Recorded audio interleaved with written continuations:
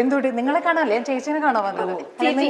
നിന്നെ കാണാലോ, നീ ചേച്ചിയെ കാണാൻ വന്നപ്പോ എനിക്ക് നിന്നെ കാണാൻ. ഞാൻ എന്റെ അടുത്ത് ഇങ്ങനെ പറഞ്ഞു പാലാരിവട്ടത്ത് ഇങ്ങനെ രമ്യ ചേച്ചി ഉണ്ട്, അപ്പൊ ഞാൻ വിചാരിച്ചു രമ്യ ചേച്ചിനെ കാണാൻ. അല്ല നിങ്ങളെ കാണാൻ ആരെങ്കിലും ഇവിടെ വരെ നീ ആയിരുന്നു കുറച്ചുകൂടെ കണ്ണി കുത്തി ഒന്നുകൂടെ കുറച്ചും കൂടെ വിചാരിച്ചു ഞാനായിരിക്കും എന്നുള്ളത്. ഇല്ല, ഞാൻ പിന്നെ രാസയ്യോ എന്ന് പറയാൻ വന്ന പിന്നെ ഐ നോ ദാറ്റ്, പിന്നെ പറയുന്നത് എനിക്ക് അറിയായിരുന്നു. ഇദ്ദേഹമാണ് നമുക്ക് കുറച്ചു മുമ്പ് ലെറ്റർ എഴുതി തന്നത്, മനസ്സിലായോ? ഞാൻ ഓൺ ദ വേ വേറെ ഒരു എഴുത്തെഴുതി എനിക്ക് അയച്ചേക്ക്. മറ്റേ പോസ്റ്റ് കണ്ടിട്ട് എനിക്ക് ഇപ്പൊ എല്ലാരും ലെറ്റർ ഒക്കെ മറന്നില്ല, എല്ലാരും ഈ പറഞ്ഞ പോലെ മെസ്സേജ് അല്ല അയക്കുന്നത്. ഞാൻ അറിഞ്ഞില്ല. പിന്നെ എന്തല്ല സുഖന്നെ? നീ എന്നെ ഇങ്ങനെ സ്നേഹിക്കും. കുറച്ചു നേരം വിഷമായിരുന്നു, പക്ഷെ കണ്ണൊക്കെ പൊത്തി കഴിഞ്ഞപ്പോ എനിക്ക് സുഖം തന്നെ. മറ്റേ തലിമോനോട് പറയണ പോലെ ഒന്നുകൂടെ പൊത്തു. അതെ, ഒന്ന് ശരിക്കും അത് മനസ്സിലായില്ല. നീ പൊത്തി കഴിഞ്ഞാൽ എനിക്ക് കറക്റ്റ് ആയിട്ട് എസിയിൽ നിന്നിട്ട് തണുത്തിട്ട് ഞാൻ പറയും ഇത് ഏതായി രൂപം, നിന്നെ ഇങ്ങനെ കാണാൻ ഭയങ്കര പാടാണ്, അല്ലെങ്കിൽ ഭയങ്കര ഫാഷൻ. കാവിലെ ഭഗവതി, കാവിലെ ഭഗവതി. ചേച്ചി സുഖമായിട്ടിരിക്കണോ? എന്തോ സുഖം സുഖം സുഖം. ഇത് നല്ല കുറിയൊക്കെ തൊട്ട് കുറിയൊക്കെ തൊട്ട് വന്നേക്കണേ. അത് മണിക്കുട്ടൻ ഞാൻ മുത്തപ്പനായിട്ട് അഭിനയിച്ചാണല്ല, ഞാൻ റിയൽ മുത്തപ്പനല്ലേ. അത് ഞങ്ങളുടെ നാട്ടിലാണ്, ഞാൻ കണ്ടിട്ടുണ്ടായിരുന്നു. നാട്ടിൽ പോയപ്പോ ഇങ്ങനെ ഒരു പോസ്റ്റർ ഒക്കെ ഉണ്ട് അവിടെ പറശ്ശിനിയില്. അവിടെ ഐ ഫെൽ വെരി യുനോ, ഞാൻ പറയണമെന്നുണ്ടായിരുന്നു, വെരി പ്രൗഡ് ഓഫ് യു. അങ്ങനെ ബിക്കോസ് മുത്തപ്പൻ എന്ന് പറഞ്ഞത് അത് ഞങ്ങളുടെ അവിടെ തന്നെയാണോ? അമ്പലത്തിനടുത്ത് തന്നെയാണോ? അമ്പലത്തിനടുത്തല്ല, തളിപ്പറമ്പാണ്. കാണുന്നതൊക്കെ ഉള്ളൂ. കണ്ണൂരിന്റെ സ്വഭാവമൊക്കെ ഉണ്ട്. അതെ, എടുക്കേണ്ട സമയത്ത് എടുക്കണ്ടേ. അപ്പൊ സൂക്ഷിച്ചോ മോനെ ദിനേശ. എന്നല്ലേ ഋതുവിന് എന്തൊക്കെ അറിയാം നമ്മുടെ മണിക്കുട്ടനെ കുറിച്ചുള്ള രഹസ്യങ്ങൾ വല്ലതും അറിയാമോ? പരസ്യമാക്കൂ. അതൊക്കെ പരസ്യമാക്കിയിട്ടുണ്ടെങ്കിൽ I don't think so my stone മേക്കേഴ്സിന് താങ്ങാൻ ഞങ്ങൾക്ക് താങ്ങാൻ പറ്റുന്ന ലെവലിലുള്ളത് പറഞ്ഞാൽ, അല്ലെങ്കിൽ ഈ ഒരു എപ്പിസോഡ് പോലും അപ്പുറത്തേക്കാണ്. കാരണം ഇനിയിപ്പോ ഫസ്റ്റ് ആണ് എനിക്ക് തോന്നുന്നത് ഇങ്ങനെ ഒരു കോൺവെർസേഷൻ. ഞാനാണെങ്കിലും ഭയങ്കര നെർവസ് ആയിട്ടും കുറച്ച് ഫോർമൽ ആയിട്ടും ഒക്കെ നിങ്ങൾ ഇരിക്കാൻ പോണതല്ലേ. അപ്പൊ ആൾക്കാർ ഇരിക്കുന്നത് ഇതിങ്ങനെ ഒന്നും അല്ലടാ, അല്ലെങ്കിൽ നിങ്ങൾ തമ്മിലുള്ള എന്ന് പറഞ്ഞാൽ എടാ വാടാ പോടാ സ്റ്റൈൽ അല്ലേ?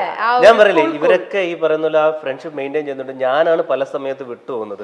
ഒരു ട്രിവാൻഡ്രത്ത് വരുമ്പോഴോ അല്ലെങ്കിൽ ഞാനാണ് ചേട്ടാ ഇവിടെ ഉണ്ടോ, ചേട്ടാ എന്താണ് വിശേഷങ്ങൾ, അപ്പൊ വീട് പൂട്ടി പോകും. എന്റെ അടുത്ത് പറയും നീ നേരത്തെ പറയണം കേട്ടോ, അല്ലാണ്ട് എന്നിട്ട് പറയും ഇന്നലെ വരെ ഞാൻ വിട്ടിട്ടുണ്ട്, ഇന്നിപ്പോ ഞാനും അമ്മയും കൂടെ കുഞ്ഞമ്മേന്റെ വീട്ടിൽ പോയി. ഞാൻ മിക്കപ്പോഴും വരുമ്പോ അപ്പോഴും എവിടെയാണ് ചേട്ടാ, ഞാൻ എയറോബിക്സ് ആണ്. ഭയങ്കര ബിസി. ഓ മൈ ഗോഡ്, എന്തത് ഇത് വെറുതെ പറയണതാണോ അതോ അതെനിക്ക് നിങ്ങളാണോ? ഞാൻ ചിലപ്പോ ആ സമയത്തല്ലേ ഭയങ്കര ഡള്ളായിട്ടിരിക്കും. അപ്പൊ വന്ന് കണ്ട ഇതേപോലെ ഇവളെപ്പോഴും വല്ല എന്തിനാണ് ചേട്ടൻ നിങ്ങൾ 100 ദിവസം നമ്മളൊക്കെ ഒരുമിച്ച് ജീവിച്ച ആൾക്കാരല്ലേ, എന്തിനാ ഇത്ര കോംപ്ലക്സ്? എന്തിനാ മണി ഇത്ര കോംപ്ലക്സ്? അതിന് 100 എത്ര ദിവസം ചോദിച്ചാലും ഞാൻ എപ്പോഴും എന്നെ ഏറ്റവും നല്ല രീതിയിൽ പ്രത്യേകിച്ച് സ്ത്രീകളുടെ മുമ്പിൽ ഞാൻ അവതരിപ്പിക്കുകയുള്ളൂ. അവിടെ നിങ്ങൾ പറഞ്ഞ് കംപ്ലീറ്റ് ചെയ്യാത്തൊരു സംഭവം ഉണ്ട് ബിഗ് ബോസിൽ, നിങ്ങൾ രണ്ടുപേരും കൂടെ ചേർന്ന് മുഴുവിപ്പിക്കാത്ത. എന്തായിരുന്നു ആ സംഭവം? നമുക്കത് വീഡിയോയിലേക്ക് നോക്കിയാലോ, എന്താണെന്ന് പറ്റി പറയുകയാണെങ്കിൽ ആരൊക്കെ ഋതുവിനെ കളിയാക്കി പാട്ട്, മറ്റേ പാട്ടിന്റെ പേരെന്താ, രാസയ്യോ, ആ പാട്ട് കേട്ട് മടുത്തു എന്ന് ആര് പറഞ്ഞാലും എന്നെങ്കിലും ഋതുവിന് അത് പാടണമെന്ന് തോന്നുന്നെങ്കിൽ എന്റെ ചെവിയിൽ വന്ന് പാടുക. ഈ കാതുകളെന്നും നിനക്ക് ഓപ്പൺ ചെയ്ത് വെച്ചേക്കുന്നതായിരിക്കും. അത് ഋതുവിന്റെ എക്സ്പ്രഷൻ കേട്ടോ, അവന്റെ ഒരു കാത് സാധാരണ ഇവിടെ ശരിക്കും മനസ്സിലായില്ലേ ഈ ഷോ റിയൽ ആണെന്നുള്ളത്. എന്നാ പാട്ട് പാടൂ, ഇപ്പോൾ ആ കാതിൽ പാടുള്ളൂ, അത് അല്ലാതെ പാടൂ. ഇനി ഒരു പാട്ടിന്റെ അത് പാടിയിട്ടുണ്ടെങ്കിൽ ഇവരെല്ലാം കൂടെ എന്നെ എനിക്ക് തോന്നുന്ന എടുത്തിട്ട് ഇരിക്കും. അത്രയും പാടിയിട്ടുണ്ടല്ലേ എനിക്ക് തോന്നുന്നു. ഞാൻ പാടിച്ച മണിക്കൂട്ടൻ ചേട്ടൻ കൂടെ ഉണ്ടെങ്കിൽ ഞങ്ങൾ അവിടെ ആഘോഷമാക്കിയ ഒരു പാട്ടുണ്ട്, അത് പാടാം. എന്നാ അത് പാടും, ഏതെങ്കിലും ഒരു പാട്ട് പാടും. അതിപ്പോ പാടിക്കഴിഞ്ഞാൽ പക്ഷെ തല പാടാൻ കൂടെ നന്നായി പാടും. ഈ പറഞ്ഞ ഋതു നന്നായി പാടും. ഋതുവിന്റെ ഒരു പാട്ട് കേൾക്കുക എന്നുള്ളതാണ് ഈ പ്രോഗ്രാമിനെ സംഗീത സാന്ദ്രമാക്കും. ഒരു കാതല്ല, ഇവിടെ എത്രയോ കാതുകളാണ് പാട്ടുകൾക്കായിട്ട്. പക്ഷെ നിങ്ങൾ തല കൂടെ പാടും. ഓക്കെ, മണിക്കൂട്ടൻ ചേട്ടന്റെ ഫിലിമിലെ ഒരു പാട്ടാണ്. അപ്പൊ ഇത് ഞങ്ങൾ അവിടെ ആഘോഷമാക്കിയ ഒരു പാട്ടാണ്. ഞങ്ങൾ ഇത് ലാലേട്ടന് വേണ്ടിയിട്ടും ഒക്കെ ഇത് ഞങ്ങൾ കൂടുതൽ പ്രാവശ്യം ഞങ്ങൾ എല്ലാവരും പാടിയിട്ടുണ്ട്. ഓക്കെ, അതിലൊരു മണിയുണ്ട്, അതാണ് ആ പാട്ടിലൊരു മണിയുണ്ട്. ഇരിക്കട്ടെ. അപ്പൊ ഓക്കെ, നൊമ്പരം കളയും നാളം നീ, സ്നേഹമണിനാദം നീ.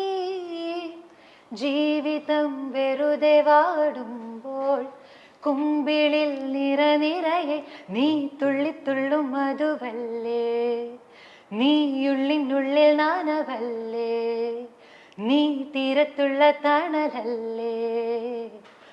എരിന്റെ തിരിയേ നല്ലിടയനു നീ.